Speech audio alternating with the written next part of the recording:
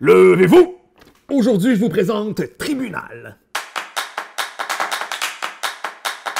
Ouais, Tribunal, un print and play. Oh my god, ça fait assez longtemps que j'ai envie de vous présenter un print and play dans les mini-critiques parce que, je joue à des print and play, donc j'en download, j'en fabrique. J'ai du fun avec cet aspect bricolage-là de notre hobby.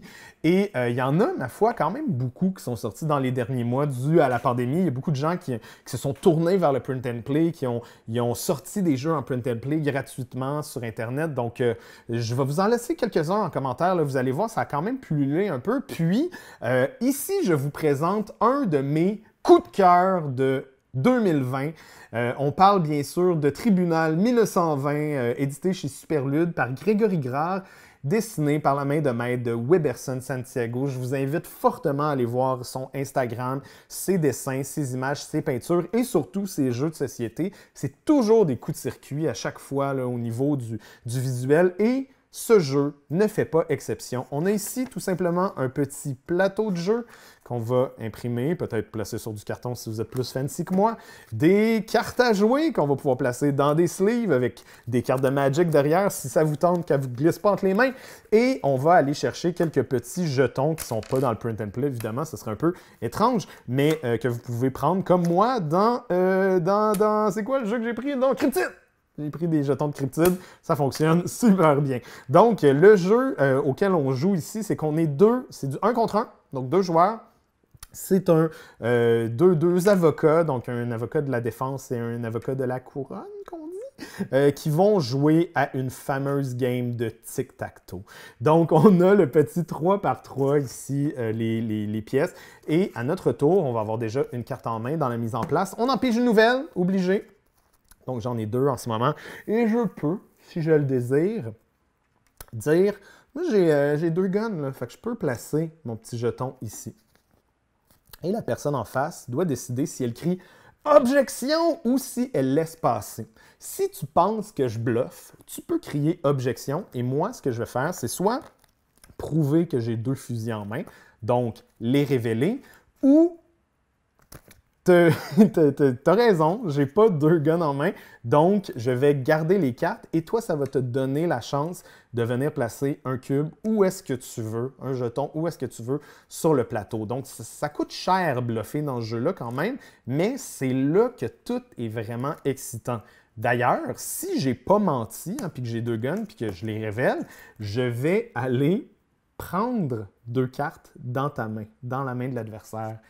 Donc, vous voyez, c'est c'est un souk à la corde, mais c'est un souk à la corde où est-ce que tu fais 3 pas d'un bord, 8 pas de l'autre, 6 pas de l'autre côté. C'est vraiment plein d'actions, c'est vraiment excitant comme jeu. Et ce n'est pas tout, hein? C'est pas juste ça, c'est ça qui est cool, c'est qu'en plus, il y a des pouvoirs. Donc, les cartes, oui, c'est des preuves, mais c'est aussi des lieux. Et si tu as 3 lieux, finalement, en main qui sont la même chose, tu peux dire, ah ben moi, j'ai 3 Brooklyn, donc je vais aller placer un cube ici et piger 2 cartes supplémentaires. Ou par exemple, j'ai 3 Bronx et je peux tasser un de mes cubes sur une ligne comme ça si je le désire. Donc, les pouvoirs vont venir comboter avec les différentes actions dans le jeu. Super fin, super brillant. Évidemment, si tu réussis, comme un bon vieux tic-tac-toe, à placer en ligne 3 jetons sans être bloqué par ton adversaire, tu gagnes l'audience. Après 3 audiences, tu gagnes la partie. Je vous ai tout expliqué les règles. C'est super simple. Et je vous dirais que c'est probablement ce qui fait sa force et sa faiblesse principale, c'est qu'il est très épuré. Donc, pour faire un vrai bon print and play là, qui va vous donner le goût à la fin de cette mini-critique-là de l'acheter, c'est qu'il n'y a pas beaucoup de pièces, hein, il n'y a pas beaucoup de matériel dans le jeu. C'est très épuré, c'est très simple, ça reste vraiment, épuré, comme je le dis depuis tantôt. Et dans le fond, ce qui fait qu'il n'y a pas une immense rejouabilité avec des cartes secrètes, des pouvoirs, des affaires. Il n'y a pas cette rejouabilité-là factice qui fait que la rejouabilité est plus au cœur de avec qui tu joues Est-ce que tu décides cette partie de plus bluffer ou de moins bluffer? Est-ce que tu décides de faire des grands coups d'éclat en attendant d'avoir plein de cartes en main? Puis là, de jouer tes 2 cartes, puis là, comme oh, je l'ai eu! Ou d'y aller carte après carte, puis de bluffer plus. C'est vraiment toi qui décides à ce jeu-là. Donc, il y a beaucoup, malgré ces petites mécaniques-là, toutes simples, il y a beaucoup de choix à faire. Et ça, c'est une grosse force de jeu-là. C'est pas des mécaniques qu'on voit souvent. Du bluff, du tic-tac-toe, des combos de cartes. C'est vraiment frais comme jeu. C'est vraiment nouveau. Ça donne un feeling et le danger quand tu fais des jeux comme ça, quand tu fais des jeux avec des mécaniques qu'on voit pas souvent, c'est que les mécaniques s'imbriquent mal. Ça fonctionne pas bien, ce soit clunky un peu. Ici, c'est vraiment fluide. Les parties sont vraiment efficace, le jeu est beau, il donne envie d'y rejouer, il y a vraiment un feeling magique quand tu joues à Tribunal parce que c'est juste un print and play. Ça t'a coûté 3 €, 4,50 à peu près avec le taux de change, je sais pas, 6 piastres, je sais pas. Ça t'a pas coûté cher, puis il y a vraiment des expériences comparables à des jeux qui coûtent 15, 20, 30 $ des fois. Donc, je suis vraiment fasciné par ça et par toute la vague, évidemment, de print and play. Je vous dirais, juste avant qu'on se quitte, si vous n'êtes pas certain encore que c'est un coup de cœur ou quelque chose qui pourrait vous intéresser parce que c'est un print and play, hein, parce que c'est un jeu qu'il va falloir imprimer à la maison, découper, coller, faire des affaires de même, que ça ne vous intéresse pas, regardez la vidéo que j'ai mise en description de la Société des jeux qui montre comment faire, comment optimiser hein, sa table de travail quand on veut faire un print and play. C'est vraiment le fun.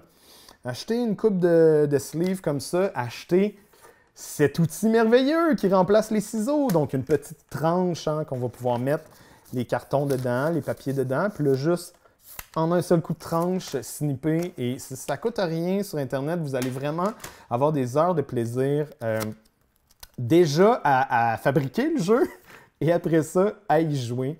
Donc, checkez ça. Tribunal 1920. Gros coup de cœur pour moi. Je me rends compte, je n'ai pas dit beaucoup de points négatifs, mais tu sais, il faut pas nous inventer non plus. Je veux dire, le seul point négatif, c'est un print and play. Je veux dire, c'est un print and play.